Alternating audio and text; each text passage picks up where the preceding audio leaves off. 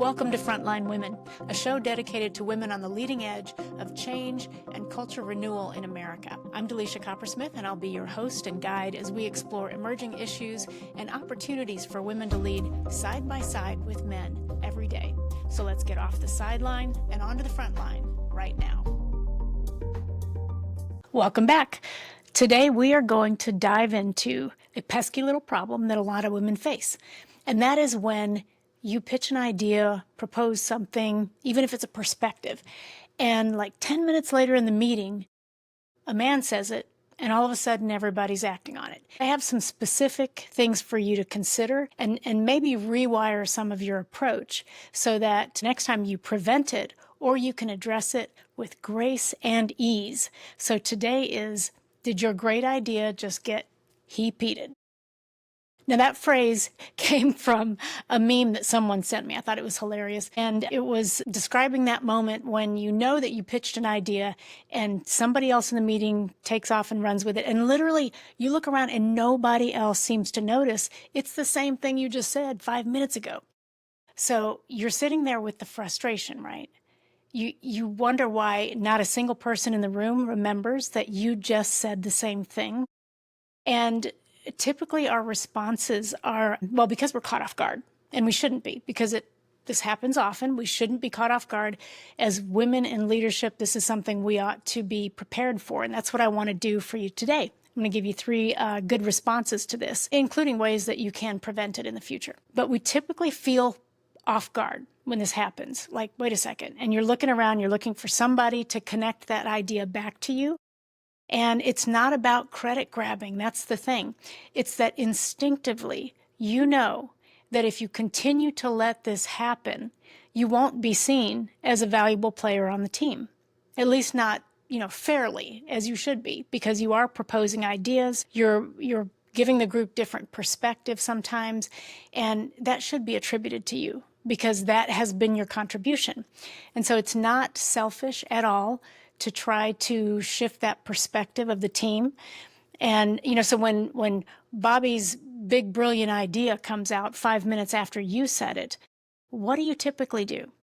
First of all, we might just shut down. It's upsetting to us that it just happened, and we don't understand why nobody is coming to our rescue so that we don't have to say it ourselves. Wouldn't it be nice if a peer would notice that somebody co-opted your idea in the moment and gave you credit so you didn't have to look for it yourself? But that doesn't usually happen, right? People are only listening to the last thing said, and they're bouncing off of that. So you're left sitting there, maybe fuming or just confused, and a lot of women shut down.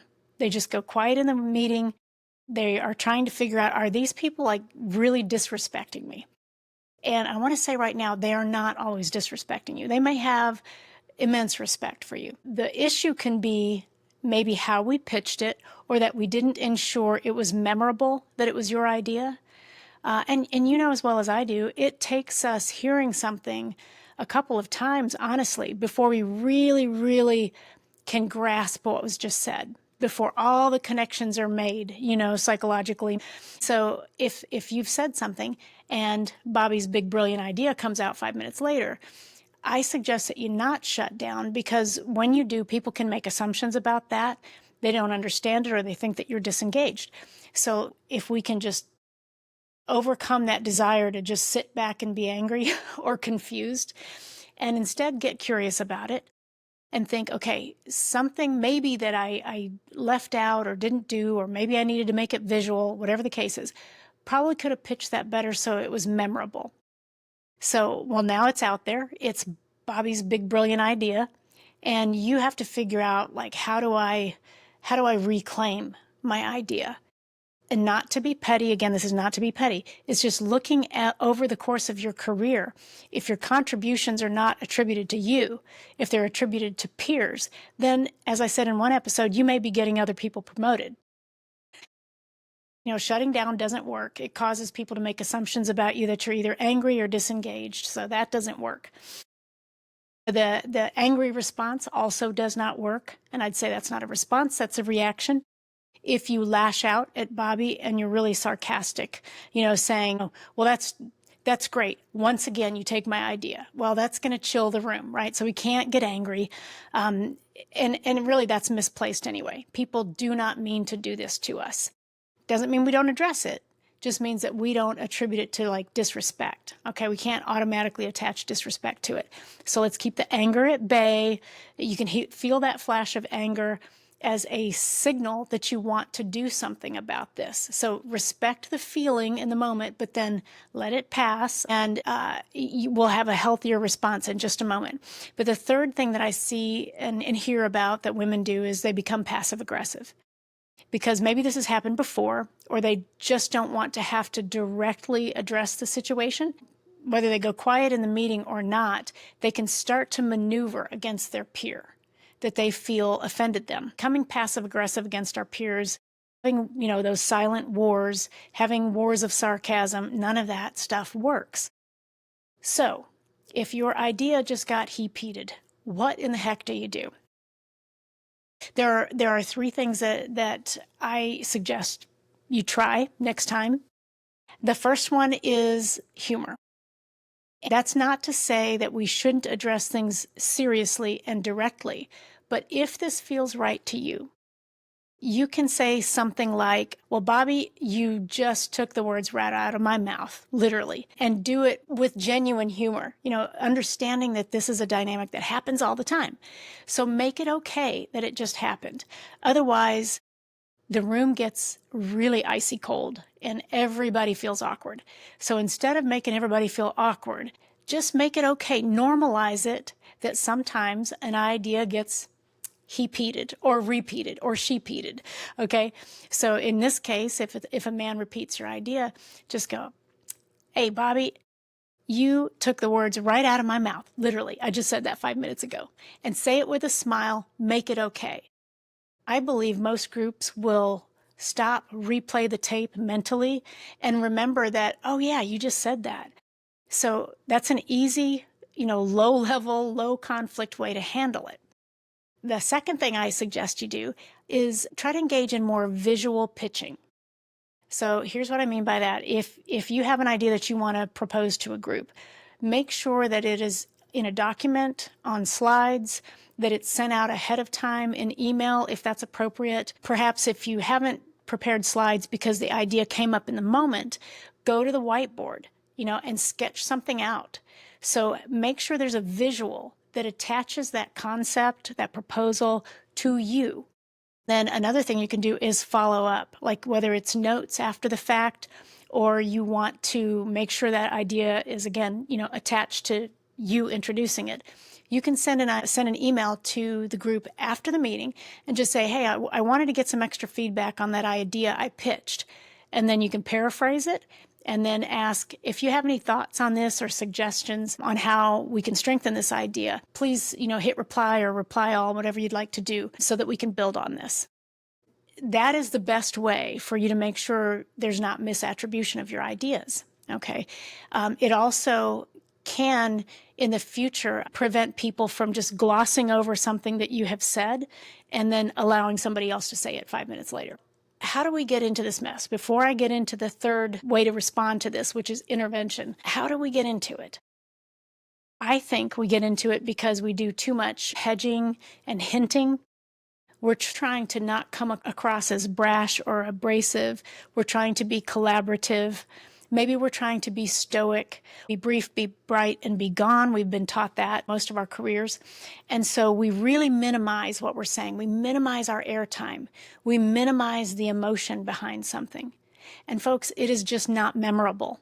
It isn't. When we whittle it down to just 1 or 2 sentences and we don't attach a story to it, we don't make it visual, we don't make it emotional in any way. And when I say emotional, I don't mean inappropriate workplace emotions. I mean that story that inspires or why you are passionate about something. So if you're not making it memorable in those ways, it's likely that it will get glossed over. And then someone else, 5, 10, 15, 30 minutes down the line, the idea is in the back of their minds, but they're able to make more out of it. they're able to express it in a way, and a few minutes have gone by, so different things start to connect to that idea, and then they articulate the idea maybe more fully than you did. So when we are minimizing it in any way to try to be, humble or stoic, if we are minimizing our airtime, trying to be so careful to be brief, be bright, and be gone, if we're hoping people will love the idea just with it stated without any stories or emotions or vision attached to it, we're really making a mistake. So let's get better at pitching and visual pitching, when we're going to propose an idea to a team. All right. The third one that I mentioned was intervention. And so I wouldn't go straight to intervention because this may not be systemic or the group hasn't seen it yet. Okay, so if you're going to intervene in a pattern on a team, it probably should be something that has been called out 2 or 3 times, let's say over the past few months, because if you call it out once you've reached max frustration, but you've never really soft pitched it, mentioned it, you haven't tried humor, you haven't tried asking a peer if they have seen it and perhaps they can watch out for it. If you haven't tried anything at all and you just blow your stack and you're upset about it, and then you want to do a full team intervention and talk truth about how the team interacts, people are going to resist that because they feel accused, they feel attacked. So intervention should not be the first thing that you go to. However, it is appropriate if you've noticed the pattern and you have tried to address the pattern or at least address the instances 2 or 3 times. At that point, you can say something like this. I feel like we have a listening problem, a communication problem of some kind. We don't need to address this right now. But very soon, I would like to put on the agenda the way the team is operating. And if they say why, you can say, well, I feel like, for me, maybe I'm not the only one, I feel like I communicate things and they're not heard. And I just want to get to the bottom of what's going on because I think we're missing a lot of good input. We're just glossing over it, mine included. So we don't have to talk about it today, but I would like to put that on the agenda for another time. And that way, nobody has to answer for what happened. You're not trying to convince them they're wrong. You're just saying, there's something I would like to discuss with the team at some point down the road. So healthy ways to handle this problem of being he-peated when you pitch an idea and somebody else gets the credit for the idea. The first was that you can use humor. You can say something like, oh, hey, Bobby, you took the words right out of my mouth. I literally just said that 5 minutes ago. The other is visual pitching, making sure that we are using slides or using a whiteboard, bringing in handouts, things like that to make sure that the idea is attached to you. You can also use the technique of follow-up notes and a request for feedback. And then the final thing, I'll say the final level of force here would be really to have an interventional conversation with the team to say, this is what I've seen, this is the pattern. So I don't know if you all remember this, but here are some things that I tried to make sure that it didn't happen again, but it just keeps happening. I think we need to talk about it. The importance, why even bother to step into this conversation? Because over the course of your career, if you are not being seen as a person who proposes good ideas, if the ideas are being attributed to somebody else all the time, you could be getting other people promoted. You could just be like not noticeable. And then when the time comes for someone to get promoted or given greater responsibility, you may be the most and best qualified person, but not to them. All right. And that's what we want to prevent. We don't want you to miss your moments. Okay, so that is it for today on this funny little topic of being he-peated. I think that phrase is hilarious. I wish I knew the source of it, but it's good humor. And I think that when we lighten up a little bit and say these folks are not meaning to do it to us, they're not meaning to disrespect us. But if we don't handle it, if we don't prevent it from happening over and over, then we are disrespecting ourselves. Okay, and that's the tough part. So Summon all your calmness and your courage and step into the conversation in the most appropriate way that you feel. All right, until next week, I want to thank you for being a frontline leader in your world.